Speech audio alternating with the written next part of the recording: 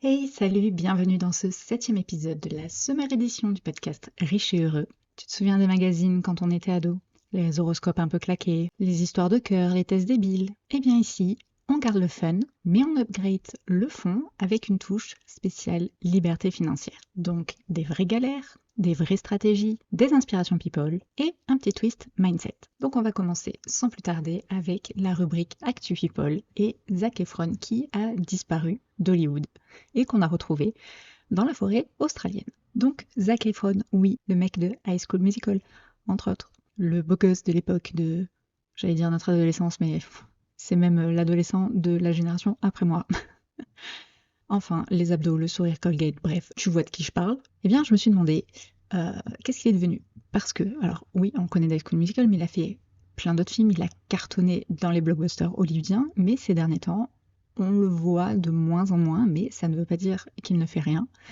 Et je me suis quand même demandé qu'est-ce qu'il faisait loin des blockbusters hollywoodiens. Eh bien, il a fait un véritable switch de mindset. Il a en fait vendu ses maisons de luxe à LA et il a investi cet argent dans un projet assez fou. En 2020, il est donc parti vivre en Australie et il a acheté un terrain de 128 hectares. Ce terrain, il se trouve en pleine nature et il l'a acheté pour y construire une maison éco-responsable appelée Future Cave. C'est une maison off-grid, zéro déchet, autonome en énergie, construite en chanvre, avec toit végétalisé, récupération d'eau de pluie et matériaux biosourcés. Bref, une baraque qui a été pensée comme un organisme vivant. Parallèlement, il a lancé Down to Earth with Zac Efron sur Netflix. C'est un docu-série qui a été lancé en 2020, il y a actuellement 2 saisons. Et donc dans ce docu, Zac Efron voyage à travers le monde avec Darin Olien, un expert en bien-être et en éco-innovation. Je vous ai dit, c'est vraiment un vrai switch après la vie hollywoodienne. Alors il n'a jamais été dit officiellement qu'il était en burn-out, mais dans plusieurs interviews, notamment le making-of de Down to the Earth, il évoque clairement la fatigue mentale,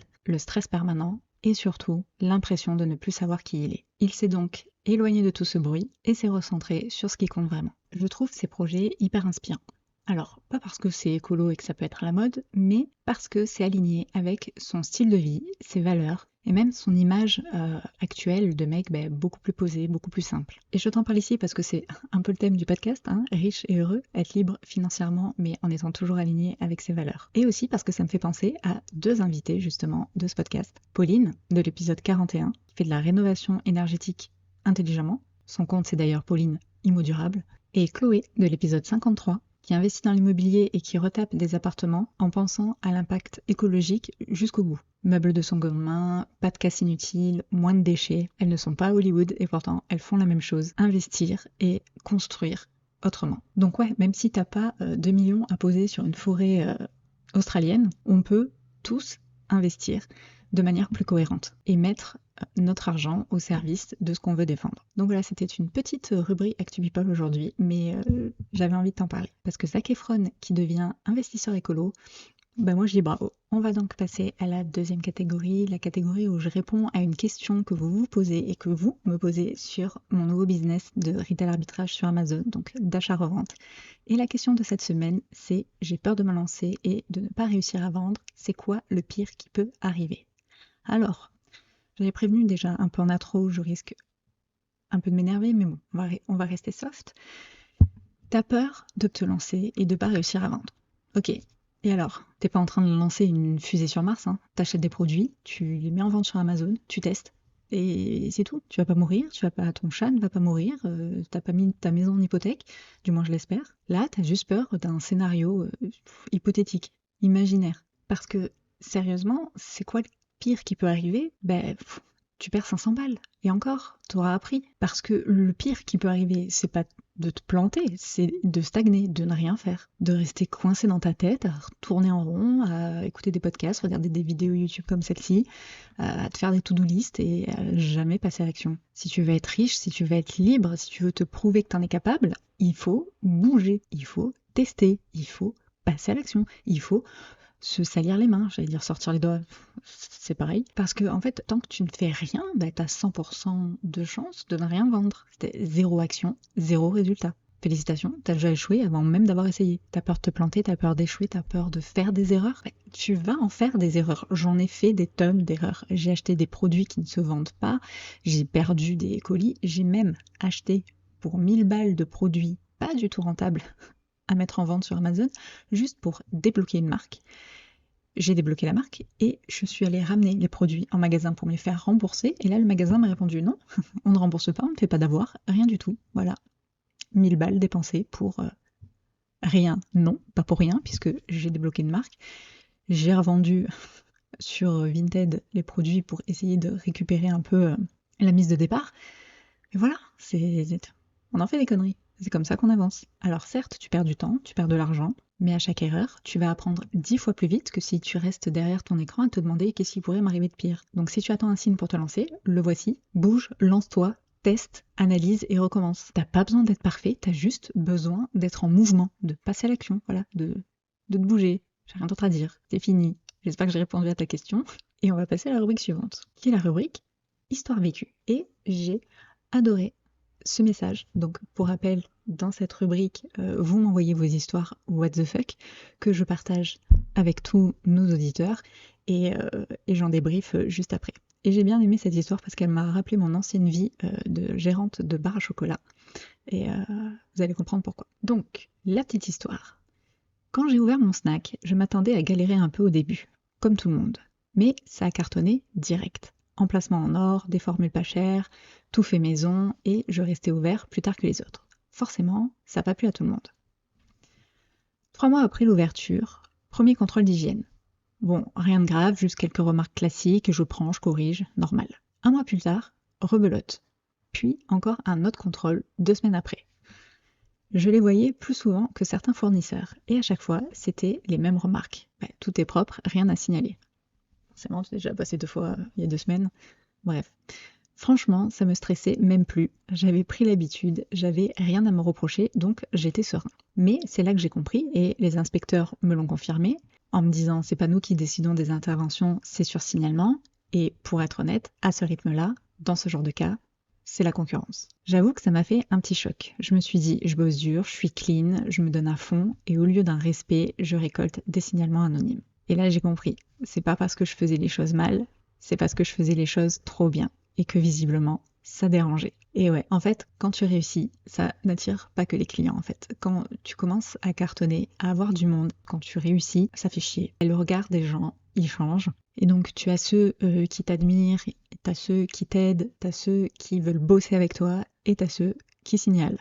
Après, comme il dit, t'as pas besoin de trembler, t'as rien à craindre à partir du moment que tu travailles proprement. Mais c'est triste, parce que ces gens-là, en fait, ne voyez pas que la concurrence, c'est pas quelque chose de négatif. Au contraire, la concurrence, c'est censé te pousser à t'améliorer, à te dépasser, à progresser. Il vaut mieux travailler en bonne intelligence plutôt que de cracher sur le voisin. Quand tu vois de la concurrence, faut pas avoir comme réflexion qu'est-ce que je peux faire pour le détruire. Non, c'est plutôt qu'est-ce que je peux faire pour m'améliorer. Parce que sur le long terme, ce qui fait évoluer, c'est pas la jalousie, c'est l'intelligence de se remettre en question, d'analyser ce qui va pas. Pourquoi lui, il marche mieux que moi. Donc, merci à toi pour le partage de cette histoire. Ça m'a fait un petit moment nostalgie de mon ancienne vie. Et puis c'est toujours grâce à vos histoires qu'on apprend plus, qu'on grandit plus et qu'on évolue. On passe à la rubrique conseil lifestyle, mais bien sûr adapté à la liberté financière. Et cette semaine, c'est un conseil 100% féminin. Désolé les hommes, sautez directement à la partie horoscope business. Cette semaine, le thème, c'est adapter son business à son corps. Parlons franchement. On ne peut pas prôner la liberté financière si on continue à calquer notre rythme de travail sur un modèle typiquement masculin. Nous, les femmes, on vit par cycle, pas par ligne droite, même si les hommes avec un grand H, on vit par cycle, les femmes, une fois par mois, on le sent un peu plus venir. Et pourtant, dans le business, dans l'entrepreneuriat, dans le salariat, on attend des femmes la même constance qu'un homme, la même énergie, la même disponibilité chaque jour du mois. Mais soyons honnêtes, il y a des semaines où on se sent hyper créative, motivée, inspirée, confiante, et d'autres semaines où on a juste envie de s'enrouler dans un plaid, de se caler dans le canapé, de chialer, de bouffer un pot de glace et de dire non à tout. Ça, c'est le corps qui parle, hein, c'est les hormones qui bossent en coulisses et l'énergie qui se régule naturellement. Mais au lieu de la subir ou de la cacher, est-ce qu'on n'essaierait pas de l'intégrer à notre façon de travailler? Parce que être libre financièrement, c'est pas juste avoir de l'argent qui tombe pendant que tu dors, c'est aussi avoir le choix. Et là, avoir le choix de respecter son propre rythme. Et moi, ça, c'est un de mes gros objectifs. Jour 2 de règles, je ne bosse pas. Je me cale dans le canapé à bouffer n'importe quoi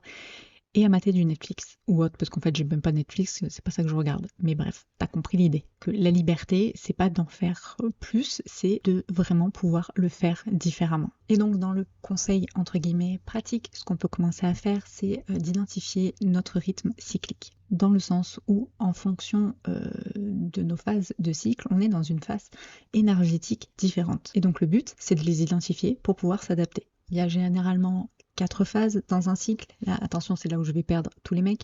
Quoique, vous pouvez écouter, ça vous apprendra quelque chose. Mais vous avez la phase folliculaire, l'ovulation, la phase lutéale et la phase menstruelle. Dans ces 4 phases, vous pouvez être, par exemple, en montée d'énergie pendant la phase folliculaire. Vous êtes beaucoup plus sociable pendant la phase d'ovulation. Vous êtes calme et posé pendant la phase lutéale. Et pendant la phase menstruelle, vous êtes au ralenti. Une fois que vous connaissez en fait vos différents niveaux d'énergie en fonction de vos phases, vous pouvez adapter votre travail à ça. Si tu veux créer plein de choses, tu le fais pendant ta phase énergétique. Si tu veux automatiser, archiver, tout ça, tu le fais dans ta phase calme. Et si tu veux ne rien faire, te caler et te reposer, tu le fais, mais surtout tu ne culpabilises pas. On n'a pas à être productif tout le temps. En conclusion, ta liberté, elle commence dans ton cycle. Tu veux une vie riche et heureuse, commence à créer un business qui te respecte et qui respecte ton propre corps. Un business qui fonctionne avec toi et pas contre toi. Parce que, quoi qu'il arrive, jusqu'à la fin de tes jours, c'est ton corps qui va devoir te supporter. Donc, prends soin de lui et écoute-le. On va passer à la dernière catégorie, la catégorie horoscope business, ton courage et ta boussole. Oui, ça c'est ChatGPT qui lui a donné un titre. Puisque, je le répète, un disclaimer, je ne suis pas une pro, je ne suis pas une experte, je ne suis pas astrologue ou tout ce que vous voulez. J'ai écrit cet horoscope avec ChatGPT pour un côté un peu fun qui rappelle les horoscopes des magazines quand on était ado, mais aussi parce que, étrangement, il y a toujours une phrase qui arrive au bon moment et qui nous procure un déclic. Donc, tu prends ce qui t'intéresse et tu laisses le reste. C'est le mantra de cette série. Et donc, on va commencer avec les béliers. Arrête de foncer tête baissée, ton feu intérieur est précieux, mais canalise-le vers un projet qui te ressemble vraiment. Taureau, tu te bloques au nom de la stabilité. Spoiler, l'immobilisme est plus risqué que le mouvement. Oui, on a quand même réfléchi le sujet pour que ça colle avec l'épisode. Gémeaux, tu parles, tu tournes, tu brainstormes, mais t'agis quand ? Ce mois-ci, transforme une idée en première action concrète. Cancer, ton intuition est ton super pouvoir. Si un projet te fait vibrer, même s'il ne rentre pas dans les cases, écoute ce frisson. Lion, tu veux briller, ok, mais choisis où et pourquoi. C'est pas la foule qui fait ton succès, c'est ton alignement. Vierge, trop de contrôle, tue l'élan. Autorise-toi un projet expérimental. Tu verras, tu n'as pas besoin de tout maîtriser pour réussir. Balance, tu pèses le pour et le contre, mais au fond, tu sais déjà. Ce mois-ci, arrête de chercher la perfection, choisis ce qui te fait du bien. Scorpion, tu veux un plan béton, commence par creuser pourquoi tu veux ce projet. Quand tu reconnectes à ta mission, tout devient plus fluide. Sagittaire, tu veux tout plaquer pour partir à Bali ? Calme-toi, ce n'est pas fuir qu'il te faut, c'est créer un projet qui ait du sens. Capricorne, tu bosses dur, ok, mais est-ce que tu bosses bien ? L'efficacité, c'est pas l'épuisement, c'est la stratégie alignée. Verseau, t'as une idée bizarre ? Tant mieux. Ce mois-ci, ose proposer ce que personne n'a encore osé faire. Tu es là pour ouvrir des voies. Et enfin, Poisson, ton énergie est précieuse, protège-la. Crée des bulles de calme pour reconnecter à ta vision. Ton intuition mérite de respirer. Et voilà, cet épisode est terminé. J'espère qu'il t'a plu, j'espère que tu t'es amusé, j'espère que tu as appris des choses. Si tu veux me soutenir, pense à t'abonner, à partager, à liker, à commenter. Oui, tout ça à la fois, si t'es motivé. Sinon, allez, juste un des 4 trucs, ça sera déjà pas mal. Et puis, on arrive à la fin de l'été et donc à la fin des épisodes Summer Edition. La semaine prochaine, je te retrouve donc pour le dernier épisode de la série Summer Edition du podcast Riche et Heureux. À bientôt.